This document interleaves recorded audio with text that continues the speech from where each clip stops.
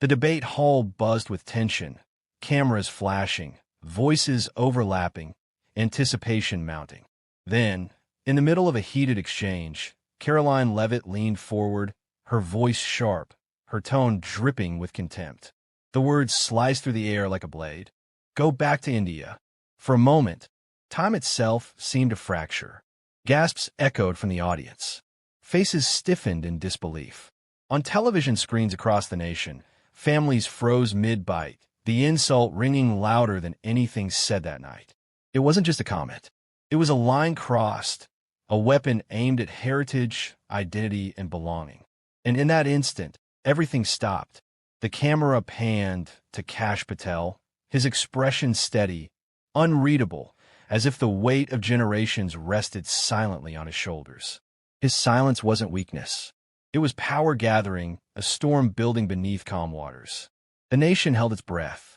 Was this the moment he would break? Would he fire back in anger, or crumble under the venom? Freeze frame. The narration cuts in. In that instant, the entire room froze. But what happened next would leave America speechless. And with that, the story begins, a clash not just between two people, but between arrogance and dignity, hate and pride, division and unity. The stage was supposed to be a forum for ideas, a battle of visions about the future of America. Lights beamed down, moderators shuffled their notes, and the audience leaned forward, expecting a spirited but civil exchange.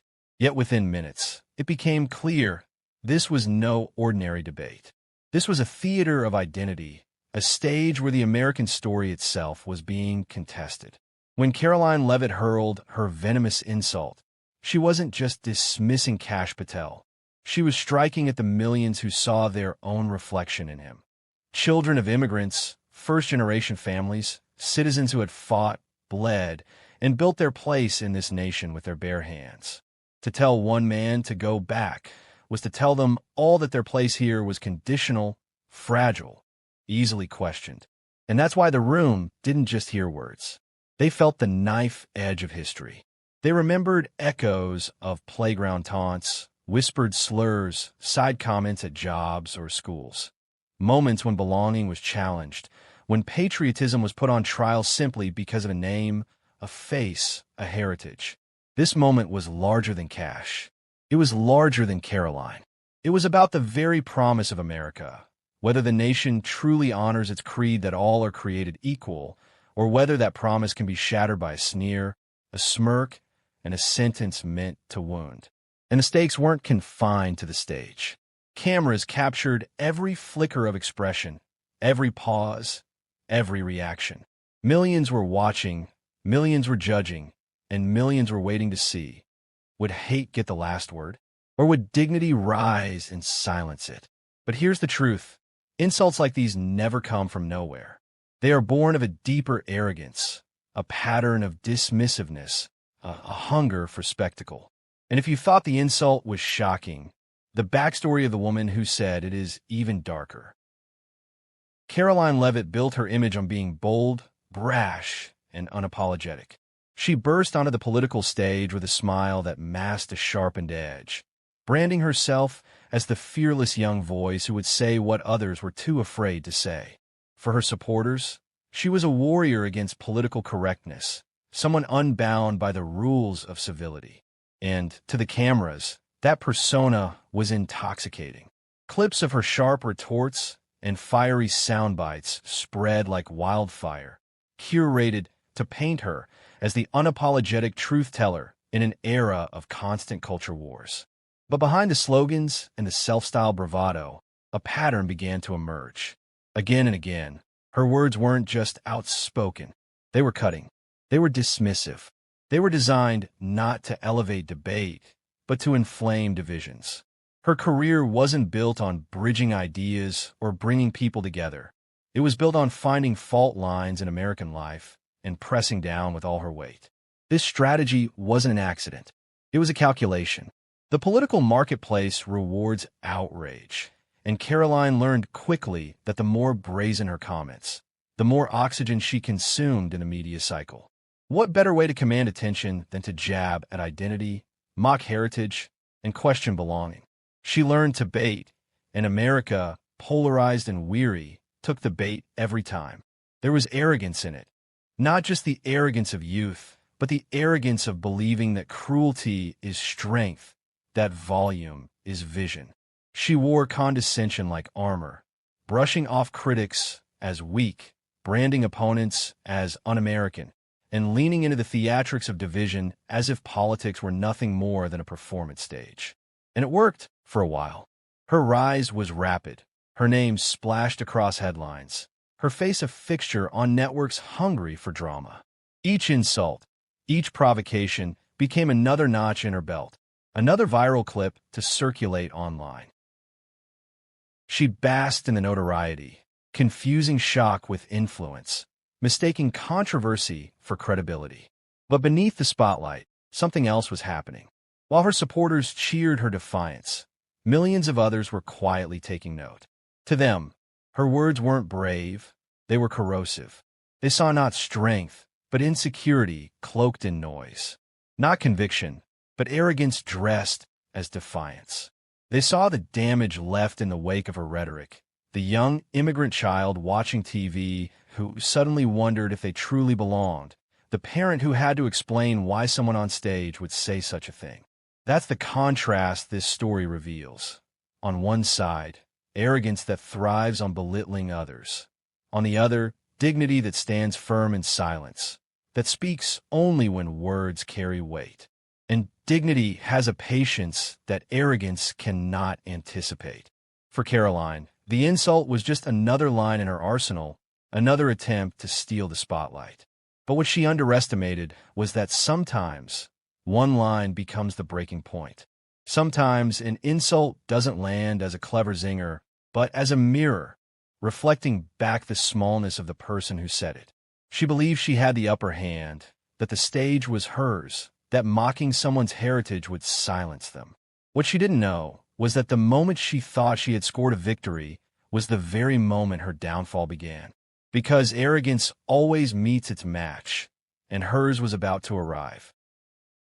Long before he ever stood on that stage, before the cameras, before the headlines, Kash Patel's story was already an American story.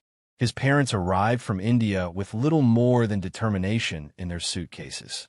They worked long hours, sometimes holding 2 or 3 jobs, carving out a life in a country that promised opportunity but offered no shortcuts. Their sacrifices weren't glamorous. They were the quiet kind, saving every dollar, skipping comforts, teaching their children that dignity is not given, it is earned. Kash grew up in a world where nothing was handed to him. He knew what it felt like to be the kid with a different name, the one whose lunchbox smelled like home but looked foreign to classmates. Yet in every challenge, he found fuel, the values his parents instilled. Discipline, respect, persistence became his compass. Where others saw obstacles, he saw a call to prove himself. That compass carried him into higher education, into law, and ultimately into the halls of American power. He didn't inherit privilege. He built a career brick by brick, starting from the ground up.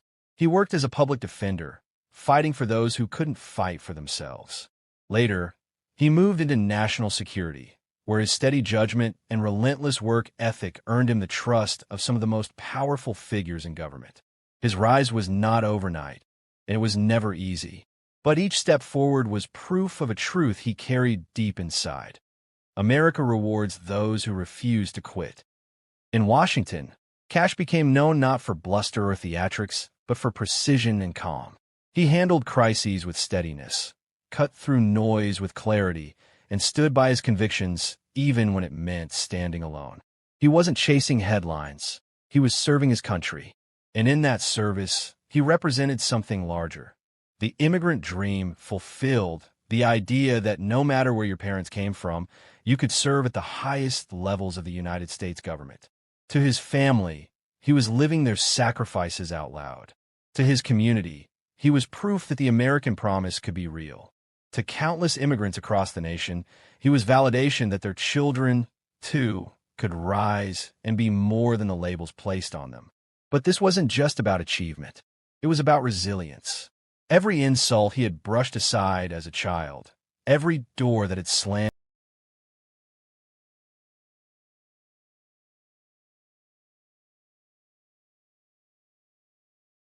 every moment he had been underestimated, all of it built a reservoir of strength. And it was that strength, invisible yet unshakable, that would define the way he responded when challenged on that stage. Because Kash Patel was more than a resume. He was a man who had walked through fire and carried the scars with dignity. He was the son of immigrants, the defender of justice, the believer in America's promise. Little did he know, all of it had prepared him for this very moment. The air in the debate hall grew heavier with every passing second. Viewers at home could sense it too. That electric charge when civility starts to fray, when the line between discourse and disrespect begins to blur. Karoline sat forward in her chair, eyes gleaming, voice sharpened into a blade meant not to persuade but to wound. She doubled down, repeating her sneer with a mocking twist, as if daring the audience to laugh along with her. Some in the crowd shifted uncomfortably.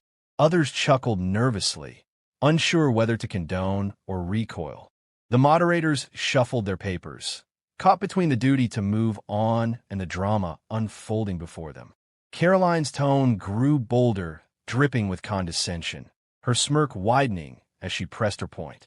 It was the performance she thrived on, the posture of dominance, the theater of ridicule. But Kash Patel didn't flinch. He didn't roll his eyes, didn't fire back with an instant retort. He sat steady, shoulders squared, gaze fixed, breathing even. His calmness stood in stark contrast to her agitation. Where she gestured wildly, feeding the cameras, he simply waited, letting her words echo into the silence they deserved. The contrast was undeniable. On one side, arrogance amplified by noise.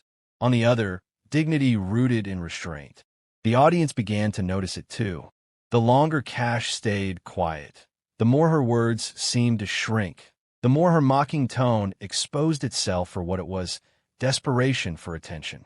It was no longer just a clash of arguments. It was a test of character. And slowly, the tide in the room began to turn. Eyes shifted toward Kash, waiting for him to answer, waiting for him to rise. And then, the room went silent as he leaned into the microphone. Kash Patel leaned forward, his fingertips brushing the edge of the microphone. The hall had gone eerily quiet, as if every breath, every heartbeat, had paused to hear what would come next. He didn't rush. He didn't raise his voice. Instead, his words rolled out slow, deliberate, measured, each syllable carrying the weight of someone who understood that true strength doesn't need to shout. "Go back to India," he repeated softly, letting the insult hang in the air, not with anger, but with an almost surgical precision. "You say that as if it's a curse. But let me tell you what India gave me. It gave me parents who came here with nothing but a dream. It gave me a family that taught me hard work, humility, and sacrifice. And it gave me a heritage I will never apologize for." The audience stirred, a ripple of murmurs cutting through the silence. He didn't stop. His eyes remained steady, fixed not on Karoline but on the crowd, as though speaking to every viewer at home who had ever been told they didn't belong.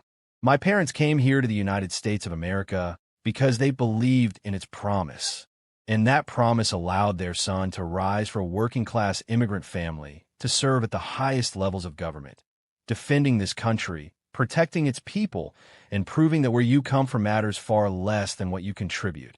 Gasps and scattered applause broke out. The camera cut to Karoline's face, her smirk faltering, the confidence in her posture wilting as Kash's calm dignity undercut her venom. He leaned in again, his tone steady but with an edge now sharpened by truth. "So, when you tell me to go back, you're not just talking to me. You're talking to every immigrant child who grew up believing in America. You're talking to every soldier who wore this nation's uniform despite being told they didn't belong. You're talking to millions of Americans who know that this country is not about ancestry. It's about service, sacrifice, and love of country." The room erupted with applause this time, louder, stronger, undeniable.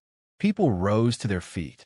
Some cheered, Others simply nodded, tears brimming in their eyes at hearing words that cut deeper than any insult could. Kash allowed the applause to swell, then raised his hand gently, commanding quiet not through force, but through presence. When the hall stilled, he delivered the final blow, not in anger, but in unwavering conviction. You see, Ms. Leavitt, my story is not about going back. My story is about moving forward. And it's the same story millions of Americans live every day. That's what makes this country strong. Not your insults, not your arrogance, but our dignity, our unity, our resolve. There was no shouting, no theatrics, just the steady authority of a man who knew who he was and refused to let anyone diminish it. The contrast was searing. Karoline's mocking tone now seemed childish, brittle, eclipsed by Kash's quiet power.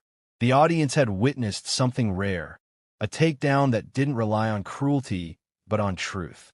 A counterattack that wasn't loud, but left the loudest echo. And as the crowd roared back to life, as cameras captured every stunned reaction, one thing became clear. The balance of the debate had shifted entirely. But the shockwaves wouldn't end in that room. America was about to erupt. The moment Kash Patel's words left his lips, the story was no longer confined to a debate stage. Within minutes, clips of the exchange flooded Twitter, TikTok, and Instagram. The insult and the response were spliced side by side. The cruel sneer of "Go back to India," followed by Kash's dignified counterstrike. The contrast was cinematic, almost scripted, the kind of moment that social media was built to amplify. Hashtags erupted instantly. Hashtag Proud to be American trended alongside hashtag Stand with Kash. Memes flooded in, some playful, some powerful. One viral image showed Kash with the caption, "This is what dignity looks like." Another contrasted Karoline's smirk with Kash's steady gaze, asking bluntly, "Who represents America to you?" Commentators dove in head first. Progressive voices praised the mic drop as a masterclass in calm resistance. Even some centrists, often reluctant to weigh in, admitted they were struck by the elegance of his response. On cable news, panelists replayed the clip in slow motion, dissecting the body language, the timing, the silence before the storm. Kash's restraint was praised as strategy, his words hailed as a defense not just of himself, but of the immigrant experience woven into the nation's DNA. Meanwhile, Karoline's team scrambled. Some attempted to spin her comments as misunderstood, while others doubled down, claiming she had the courage to say what others wouldn't. But their noise was drowned out by the tidal wave of reaction already sweeping across platforms. For every defense, there were thousands of posts condemning the insult as not just offensive but un-American. Then came the celebrity voices. Actors, musicians, and athletes chimed in. A famous comedian tweeted, "Kash Patel just gave the classiest clapback in debate history." A chart-topping singer posted a video tearfully explaining how Kash's words reminded her of her own parents' journey to the United States. Politicians, too, couldn't resist. Some seized the moment to highlight the immigrant story as central to America's greatness, while others, cornered by public outrage, awkwardly distanced themselves from Karoline's remarks. It was no longer just about one debate, one insult, or even two individuals. It had become a cultural flashpoint, a mirror held up to the country, asking, what kind of America do we want to be? And yet, for all the hashtags, all the headlines, all the viral clips, the truest power of Kash's response couldn't be measured in likes or retweets. Because the biggest impact wasn't online, it was in the hearts of millions who saw themselves in his words. In the days that followed, Kash Patel refused to gloat. He didn't tour talk shows for a victory lap or weaponize the moment to score cheap political points. Instead, he reframed the entire incident, turning one insult into a universal reminder of what it truly means to be American. He spoke calmly, with the same measured dignity he carried on that debate stage.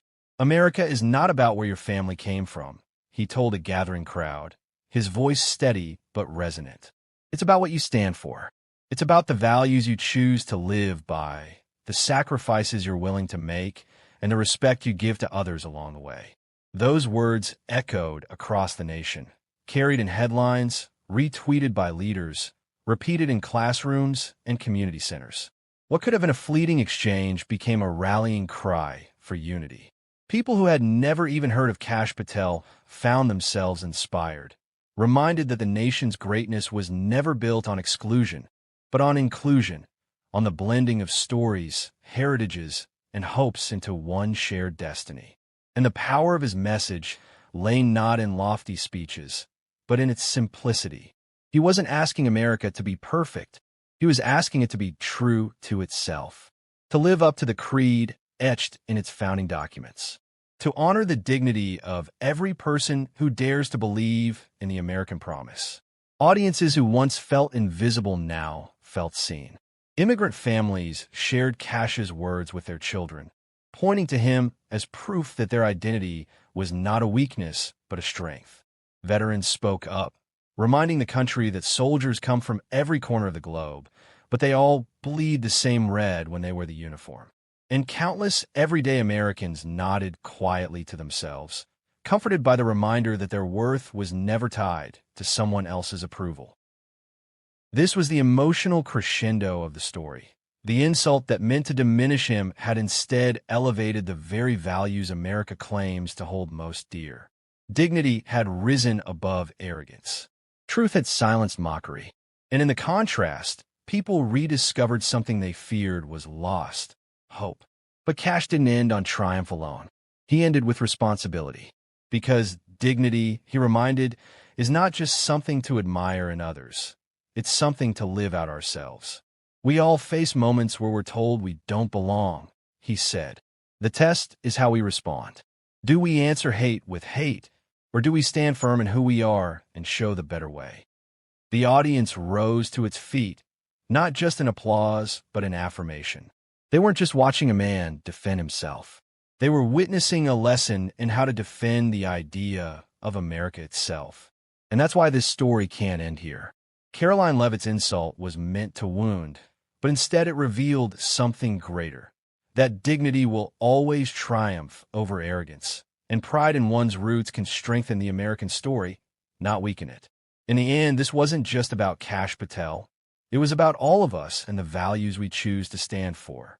If you believe that unity is stronger than division, and that hate has no place in America's future, share this story, subscribe, and be part of the movement.